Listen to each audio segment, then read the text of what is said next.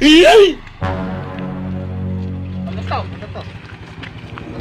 Eh, wala akong pera. Dito tayo sa ilalim. Napakainit naman dyan ako. Dapat ulit. Oh! Tatak na.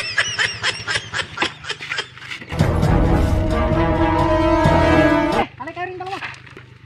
Wala akong pera. Cellphone meron. Oh. Ayan dyan yung number ng Gcash ko ha. Meron naman niya.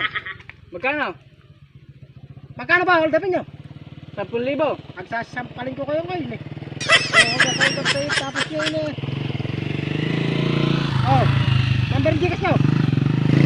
Wala akong Gcash. Ikaw ba?